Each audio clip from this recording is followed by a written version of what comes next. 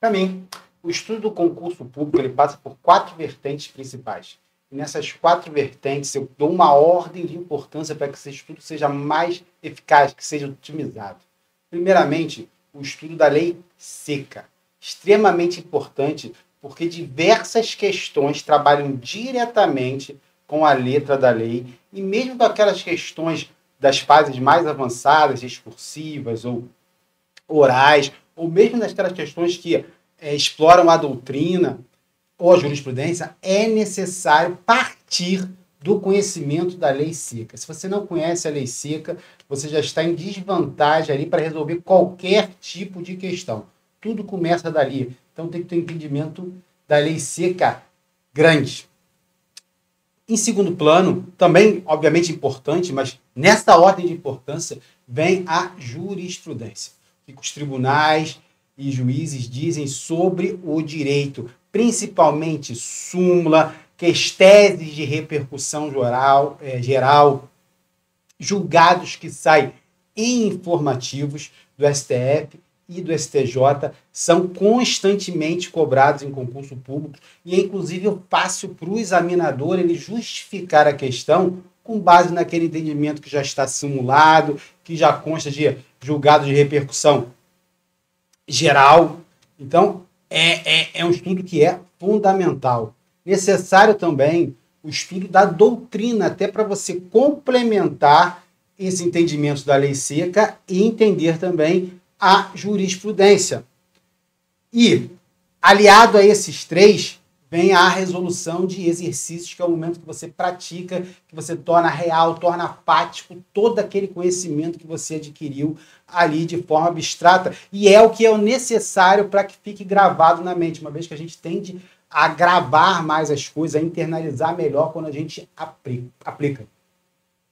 Por isso, nesse estudo que eu estou realizando com vocês aqui, eu quero partir da resolução de exercícios, examinando concursos públicos aí da área jurídica, do estudo da jurisprudência, e hoje nós vamos analisar o informativo 683 do STJ, mas sem desnudar da necessidade de estar sempre calcado no que diz a lei seca.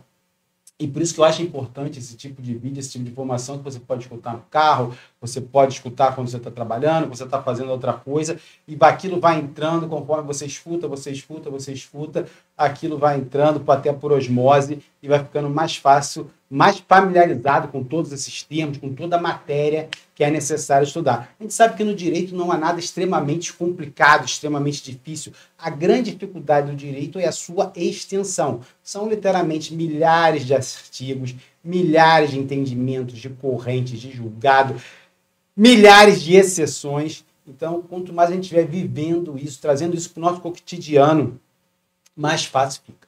Então, hoje nós vamos analisar aí o informativo 683 do STJ, que trouxe 5 julgados interessantes aí para a área que me interessa aqui, que é o processo penal e o direito penal. Okay? Primeiramente, vamos analisar ali o RESP 183-4215, que foi julgado pela 6ª turma. E ele trata da colaboração premiada. O que é a colaboração premiada? A colaboração premiada ela veio lá na lei que define o que seria organização criminosa e os métodos de investigação possíveis, diferenciados, para analisar esse tipo de delito praticado por organização criminosa. Veio essa lei 12.850 de 2013, que trouxe como um meio de prova um acordo realizado com o indivíduo que ele vai relatar e fornecer elementos de prova ao Ministério Público. E em troca dessa colaboração, em troca dessa assistência, ele vai receber benefícios, como perdão judicial, como a diminuição da pena, como inclusive a não apresentação de denúncia. Então, lá na 12.850 de 2013, o artigo 3A ele diz que o acordo de colaboração premiada é negócio jurídico processual e meio de obtenção de prova, que pressupõe utilidade e interesse público. Então, é proposto pelo Ministério Público, ou por provocação do próprio investigado ou do acusado, a realização dessa colaboração é feito um acordo, são fixadas as condições e realizado esse acordo por escrito, em que, obviamente, aí o colaborador ele tem que estar sendo acompanhado de advogado ou defensor público. Realizado esse acordo com o Ministério Público, ele é levado para a homologação do juiz. E, nesse momento, o juiz vai aferir a legalidade do acordo, bem como analisar a vontade manifestada pelo colaborador de realizar o ajuste de vontade. Como diz lá no artigo 4º, parágrafo 8º da Lei 12.850, o juiz poderá recusar a homologação da proposta, que não atender aos requisitos legais, devolvendo as partes para as adequações necessárias. E a grande pergunta que foi julgada aqui é o seguinte: se o juiz recusa a homologação da proposta, qual o recurso cabível? Eu não tenho recurso específico previsto em legislação que diga qual o recurso para essa decisão que não homologa o acordo de colaboração premiada. Como eu não tenho essa disposição legal, eu tenho que analisar entre as formas de impugnação, as formas de recurso possíveis, qual melhor se adequa à situação. Foi o que realizou esse julgado. Então, primeiramente, o que é esse ato judicial? É um ato judicial que recusa a homologação àquela colaboração premiada, pondo fim ali ao negócio jurídico. Se trata de uma inversão tumultuária do processo. Existe no rito determinado uma fixação ordenada de atos e o juiz não está realizando desses atos, está realizando uma inversão do procedimento que ele deveria aplicar? Não. Ele simplesmente, a lei determina ele que ele deve homologar ou não. E ele entendeu assim: esse acordo é legal, esse acordo ele não atende os pressupostos exigidos pela lei, então eu não vou homologar. Não há uma inversão. E também no julgado, o STJ, a sexta turma, entendeu que ela tem força definitiva, essa decisão do juiz, uma vez que impede o negócio jurídico processual. Então não seria o caso de correção parcial, porque correção parcial é um recurso que é previsto nos regimentos internos aí do tribunal, nos códigos de organização judiciária, no qual prevê nos casos de inversão tumultuária do processo, isto é, o juiz não observa o rito legal previsto para aquela persecução penal, e não é o caso aqui. Então não seria caso de correção parcial. Seria caso de recurso de distrito? Também não. Por quê? O recurso de distrito ele está atrelado àquelas hipóteses enumeradas no artigo 581 do Código de Processo Penal. E essa decisão de não homologação não está previsto lá nos incisos do artigo 581. Então, não pode ser recurso em sentido estrito. Então, por eliminação, o julgado, a sexta turma, entendeu que o recurso cabível dessa decisão é a apelação. Tá certo?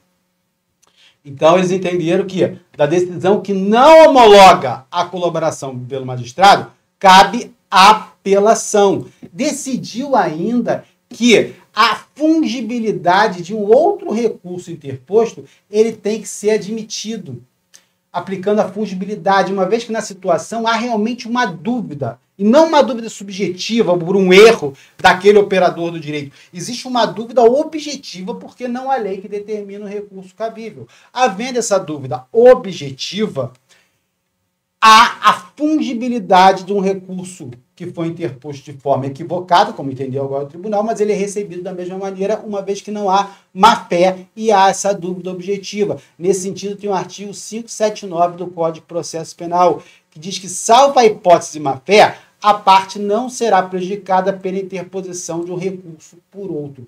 Então, mesmo se tiver sido interposto uma correção parcial nessa situação, o fato do STJ ter entendido que a apelação não implica no não recebimento dessa correção parcial em razão dessa existência da dúvida objetiva. Tá certo? Vamos lá para o outro. Foi julgado também no RESP 1808-389 pela sexta turma e pela sistemática de recursos repetitivos, no qual é fixado uma tese.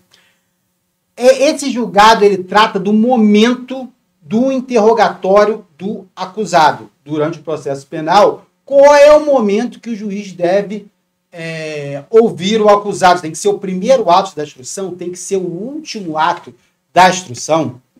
A gente sabe que o artigo 400 do Código de Processo Penal, ele define lá para o rito ordinário, como é também para os outros, no artigo 400, ele define o rito ordinário, que o interrogatório do réu é o último ato da instrução. Primeiro é ouvido as testemunhas, é ouvido peritos, e no final é que é interrogado o acusado. Por que o acusado é ouvido no final? Para você garantir a ampla defesa e o contraditório. No momento que ele pode se realizar a sua autodefesa perante o magistrado, ele tem que ter conhecimento de tudo que existe contra ele no processo, para que possa se defender. Se ele é ouvido antes e após a oitiva dele, vão ser produzidas outras provas, o contraditório vai restar mitigado. E esse contraditório ele tem que ser observado não só pela defesa técnica, que vai apresentar ao final da instrução as alegações finais, mas a própria autodefesa do acusado. Então, ele, no momento de ser ouvido, para se realizar de forma efetiva esse contraditório, ele tem que ter conhecimento de todas as provas existentes nos autos contra ele. Só que existem procedimentos especiais no qual a previsão expressa de que o interrogatório ele deve ser realizado como primeiro ato da instrução. O exemplo é a Lei 11.343 de 2006, o rito para apuração dos delitos de tráfico de droga, lá da lei lá de drogas. Nesse rito, a oitiva do acusado é o primeiro ato da instrução. E havia muita crítica à manutenção desse interrogatório no início da instrução, tendo em vista que, a partir desde 2008, lá no artigo 400 CPP, o interrogatório passou a ser o último ato. E então o STF, no HC 127.900, entendeu que, por ser mais corolário a ampla defesa e o contraditório prevista constitucionalmente, é obrigatório em qualquer rito processual penal, qualquer deles, mesmo existindo disposição em contrária, que o interrogatório do acusado seja realizado como último ato da instrução. Esse foi o entendimento no HC 127.900. E aí a pergunta é o seguinte, tá? E se eu não observar, se eu tenho um processo, inclusive, é importante falar, nesse HC 127.900, o STF ele modulou os efeitos dessa decisão, tá? Os processos que ainda não tinham terminado a instrução, passa a se aplicar esse entendimento e deveria ser realizada a oitiva do acusado como último ato de instrução. Porém, se já tivesse sido encerrada a instrução, aí não se aplicaria esse entendimento. Isso para os processos que já estariam em trâmite. Mas vamos supor que não acabou a instrução ou eu tenho um processo agora após esse entendimento. E não foi realizada a oitiva do acusado ao final do procedimento, mas no início. Isso gera uma nulidade. E gerando uma nulidade, eu preciso comprovar concretamente o prejuízo, de acordo com o princípio lá, nas pareté sans griffe. Esse foi o que essa decisão que nós estamos examinando do STJ examinou. E ele entendeu que gera nulidade que não precisa da comprovação do prejuízo. Okay? Não é necessário, para essa nulidade decorrente da não observância do momento correto da oitiva do acusado, eu não preciso comprovar naquele caso concreto que a oitiva dele no início foi prejudicial de forma concreta, demonstrando ali como ele foi prejudicado. Já se presume, iuris et de iuris, de que aquela situação houve ofensa ao contraditório e à ampla defesa. Tá certo? Foi o que entendeu o STJ nessa decisão, que seria uma exceção ao princípio do par de nullité sans griffe. Inclusive, uma exceção lá, o disposto no artigo 563 do Código de Processo Penal, que diz que nenhum ato será declarado nulo se da nulidade não resultar prejuízo para a acusação ou para a defesa. Mas, nesse caso, o STJ entendeu que já há uma presunção absoluta de prejuízo. Vamos para o próximo? Aí foi um julgado da terceira sessão do STJ, que é o órgão responsável pela uniformização da jurisprudência. Inclusive, esse julgamento aqui é um julgado em embargos de divergência, uma vez que existia efetivamente no STJ quanto a essa questão aí de se importar pequena quantidade de semente de drogas, importar pequena quantidade de sementes de drogas, semente de maconha, configura o tráfico de drogas, simplesmente a semente. Havia uma discrepância entre as turmas do STJ. Enquanto a quinta turma entendia que há tipicidade nessa situação de importar as sementes, a sexta turma entendia que não. Então veio a terceira sessão com esse julgado aí e pacificou o entendimento. E como é que eu defino se importar pequena quantidade de semente de droga configura tráfico ou não? Eu tenho que saber se essa semente ela entra no conceito de droga exigido lá nos delitos do artigo da Lei 11.343/2006. O conceito de droga, ele inclui a semente ou é necessário a erva ou é necessário a planta? A gente sabe lá que tem o artigo 33 da 11.343 que usa o termo droga. Droga. Portar, exportar, remeter, ter em depósito e tal. Droga, ainda que gratuitamente, sem autorização, desacordo com definição legal e regulamentar. O que seria essa droga? No parágrafo inciso 1, ele ainda fala ainda que importar, exportar, matéria-prima, insumo ou produto químico destinado à preparação de drogas também é uma conduta típica, novamente drogas. E ele diz que quem semeia, cultiva ou faz a colheita de plantas que constituem matéria-prima para preparação de drogas. Necessário definir, então, o que seria droga. Esse artigo 33, essa lista da Lei 11.343, ele é considerado uma lei penal em branco. O que é uma lei penal em branco? Lei penal em branco é aquela que necessita de uma complementação para seu correto entendimento. A sua elementar não se basta simplesmente na leitura do tipo penal. É necessário uma complementação. E esse é um exemplo claro. Não adianta eu dizer para você que importar droga é crime se eu não disser o que é droga. E lá na Lei 11.343 não define exatamente o que é droga. Ele remete para um outro dispositivo normativo. Por isso que seria uma lei penal em branca. Okay? A lei penal em branca ela vai ser classificada pela doutrina em homogênea ou heterogênea, a depender de onde é necessário pegar essa complementação. Se a complementação vier da própria lei, isto é, emanada do mesmo órgão que realizou aquele tipo penal, Poder Legislativo, se ele advém de uma lei, ela é considerada homogênea. Se ele advém de um outro instrumento normativo que não é a lei, como uma portaria, como uma resolução, como atos administrativos, ela é heterogênea. A homogênea, aquela que a complementação está na lei, alguns doutrinadores ainda realizam uma segunda classificação, que seria homogênea. Na verdade, aqui faltou, mas é homovitelina ou heterovitelina. Homovitelina seria aquela no qual a complementação vem da mesmo ramo do direito no qual está inserido o tipo penal, que é o criminal, que é o penal. Então, se a complementação vem de uma outra lei penal, seria uma lei penal em branco homogênea, homovitelina. Está errado aqui, o correto é homovitelina, ok? Agora, se essa complementação... Eu vou dar um exemplo grande. O crime de peculato tem que ser cometido por funcionário público. Qual é a definição de funcionário público? Ela é dada pelo próprio Código Penal. Lá o artigo 327 define o que é funcionário público. Então, essa complementação, ela vem da própria lei penal. Lei penal em branco homogênea, homovitelina. Agora, se ela for aqui, heterovitelino, correto? Aqui é o heterovitelino. É quando essa complementação vem de uma lei que não é penal. Vem, por exemplo, do direito civil, no caso de bigamia, tá? Para definir os casos que há efetivamente um casamento válido, tá certo? Então, aqui é homovitelina, heterovitelina, tá certo? Então, esses delitos da 11.343, eles são todos leis penais em branco que homogênea ou heterogênea? Heterogênea. Porque a definição de droga não está em outra lei.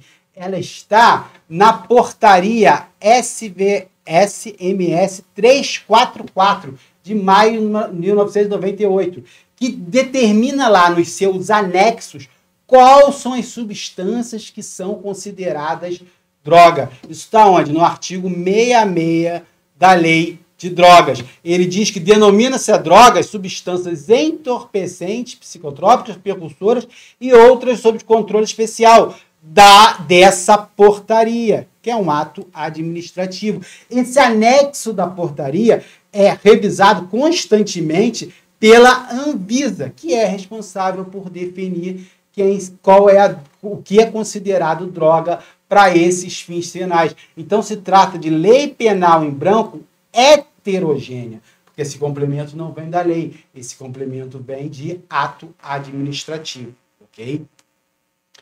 E, analisando lá essa portaria e seus anexos, você encontra que a substância da maconha que é proibida, ela é conhecida como tetrahidrocannabinol.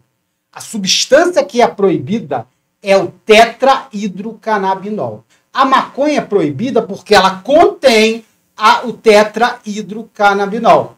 É proibida ainda, na portaria expressamente, a planta da maconha, que é a cannabis estável, que é a planta, ela é punida. Mas não está presente na portaria a semente, porque a semente não contém o tetrahidrocannabinol. Então, se eu não tenho semente lá no anexo da portaria, se eu não tenho tetrahidrocannabinol que está na portaria, eu não tenho na semente, se entendeu essa decisão que essa semente ela não é droga para ser considerado típica o fato de sua importação. Então, essa semente, ele não seria droga com vias aí na análise da portaria, uma vez que essa semente não contém a substância proibida, tá certo? Então, ela seria uma conduta atípica, tá certo? Uma outra questão da decisão muito importante, que ele diz, tudo bem, não é drogas, mas lá o inciso 1º do artigo 33 diz que também é crime você realizar diversas condutas, como inclusive importar matéria-prima, insumo ou produto químico destinado à preparação de drogas. Acontece que essa semente, ele foi entendido não como um insumo, não como um produto químico, não como matéria-prima para produção da maconha.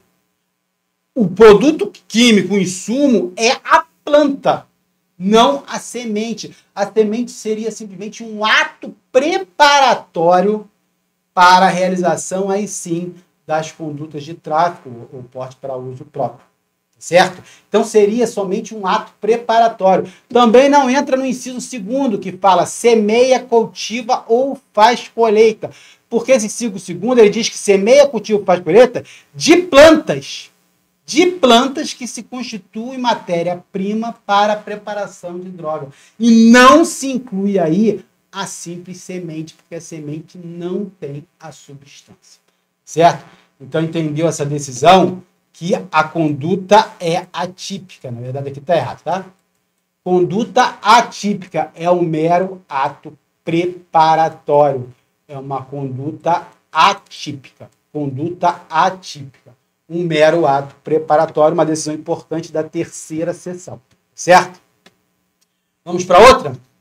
HC 60703, tá? Da 5ª turma. Ele trata do acordo de não persecução penal. Acordo de não persecução penal. Voltando o nome aqui. Acordo de não persecução penal, que foi trazido lá pelo pacote anticrime, Lei 13.964 de 2019, que diz lá que incluiu o artigo 28A no Código de Processo Penal, dizendo que, não sendo caso de arquivamento e tendo investigado confessado formal e substancialmente a prática da infração penal, que tem que ser sem violência, grave ameaça ou com pena mínima inferior a 4 anos, o Ministério Público poderá propor esse acordo se entender suficiente para reprovação e prevenção do crime, realizando com eles diversas condições que, se forem cumpridas, vão levar ao não oferecimento da denúncia, tá certo? E aí surgiu a discussão seguinte, tá, isso aí para os fatos que vão ser cometidos após a vigência da lei.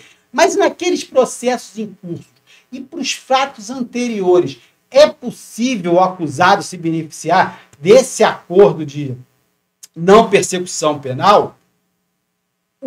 Os tribunais entenderam que sim, o STF entendeu que sim, e aqui o STJ também, nessa decisão, entendeu que sim, desde que não tenha sido ainda recebida a denúncia. Se eu já tenho um processo penal instaurado com o recebimento da denúncia, não com um simples oferecimento, tá?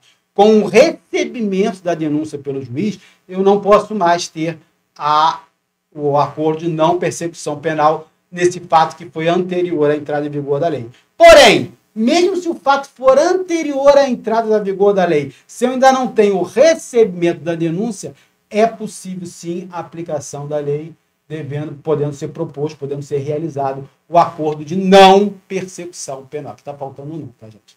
Não persecução penal. Tranquilo? Vamos para mais um. HC 596-603, julgado pela 6ª turma. Ele trata do tráfico privilegiado. Esse é um julgado importante, a leitura dele é bem legal. Eu recomendo, é uma ementa grande, mas ele é bem completa e extremamente interessante. Ele trata lá do tráfico privilegiado, que está previsto no parágrafo 4º do artigo 33 da Lei de Drogas, que traz uma diminuição de pena no delito de tráfico para quando o agente for primário, de bons antecedentes e não se dedique a atividades criminosas, nem integre organização criminosa, certo? É o tráfico privilegiado, aquele tráfico com redução para o agente primário, bons antecedentes, não se dedica a atividades criminosas, nem integre organização criminosa, tá certo? E aí, qual é o grande problema desse tráfico privilegiado? Esse tráfico privilegiado, ele, apesar de redundar numa pena inferior a 4 anos, poder redundar numa pena inferior a 4 anos, ele é tratado pelos magistrados, por uma parcela dos magistrados, de forma extremamente severa, sem observar que se trata de um crime minorado, diminuído de tráfico, um crime de menor reprovabilidade, tanto que merece a causa de diminuição de pena. Então a gente vê se negando a liberdade provisória a quem está sendo acusado de tráfico privilegiado, simplesmente pela gravidade em abstrato do delito, porque é tráfico. É tráfico, a sociedade deve combater essa conduta, uma vez que traz diversos malefícios, então mantenho a prisão do indivíduo, sem observar que se trata de tráfico privilegiado. Independente da fixação da pena menor de 4 anos, o que possibilita o regime inicial de cumprimento como aberto, é fixado fechado, tendo em vista a gravidade em abstrato do delito. Não é realizada ainda a substituição da privativa de liberdade por restritiva de direitos, o que é totalmente permitido lá pelo artigo 44 do Código Penal, uma vez que se trata de crime cometido sem violência, grave ameaça, e a pena é inferior a 4 anos. Então, se observa que uma parcela da magistratura deixa de ver uma diferenciação entre o tráfico e o tráfico privilegiado e aplica gravames naquela situação baseado simplesmente na sua opinião em razão da gravidade absoluta, da gravidade abstrata daquela conduta, sem analisar, inclusive, as condições realmente, efetivamente, as condições do caso concreto que impliquem realmente a necessidade de se manter a prisão preventiva, que afaste a possibilidade de substituição por restritiva de direitos, que implique no regime inicial de pena semiaberto ou fechado e não no aberto. Nesse sentido, e esse entendimento ele é contrário a diversos entendimentos dos tribunais ao longo dos anos, que determina que o tráfico privilegiado não pode ser tratado como se hediondo fosse, como se fosse o tráfico do caput do artigo 33. Nesse sentido, eu fiz um histórico aqui para a gente analisar. O habeas corpus 97256, o STF já considerou inconstitucional a proibição de substituição por restritiva de direitos no tráfico de drogas.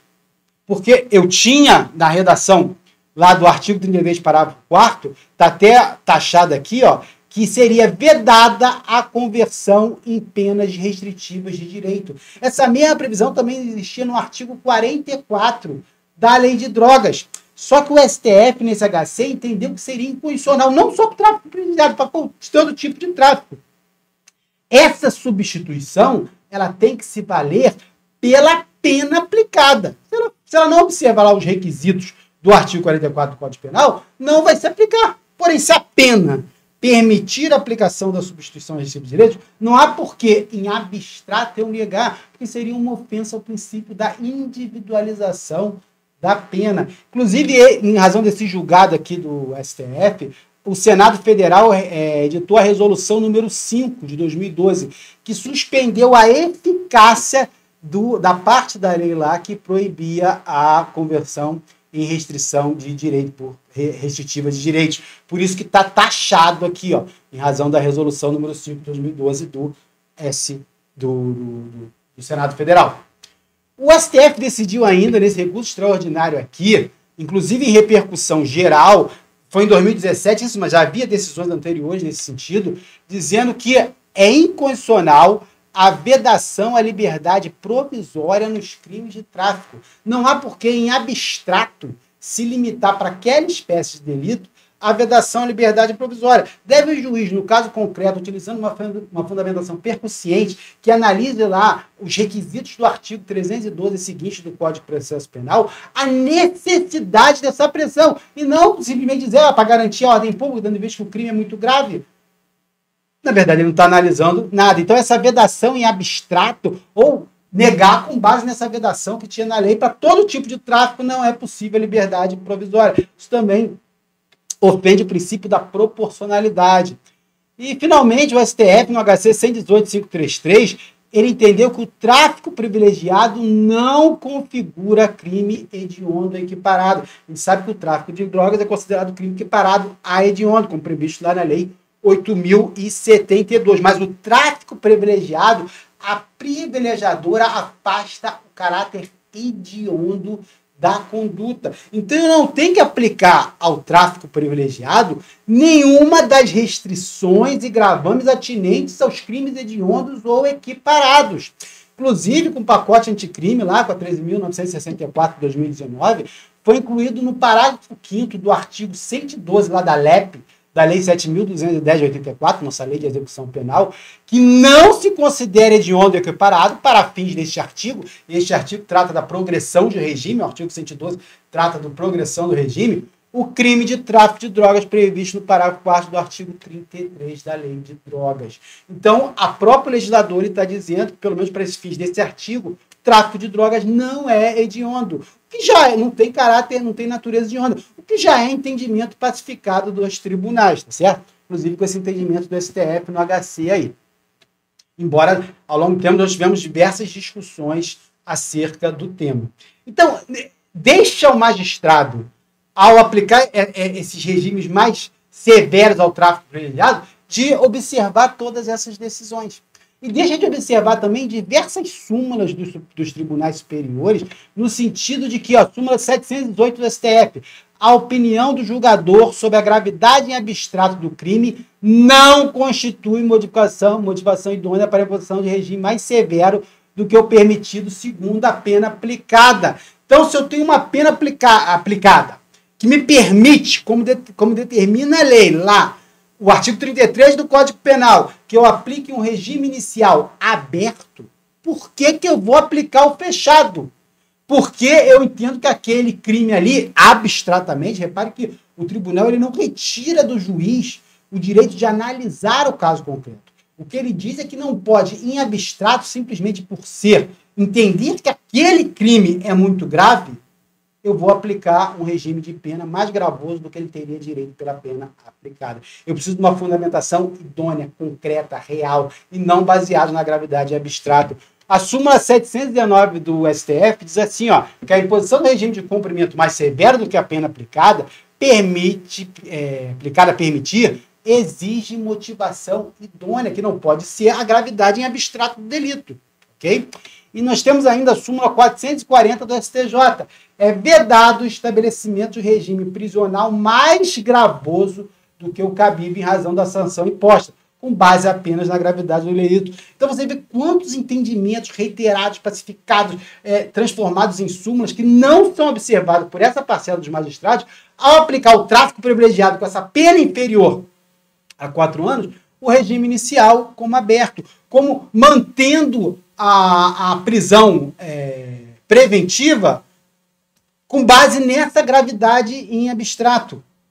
Tendo em vista, e repare, essa decisão da STJ, ele faz um paralelo muito interessante, porque o artigo 927 do novo CPP, ele diz que os juízes e tribunais observarão, os acordos incidentes de assunção de competência ou de resolução de demandas repetitivas e julgamento de recurso extraordinário e especial repetitivos. O juiz deve observar.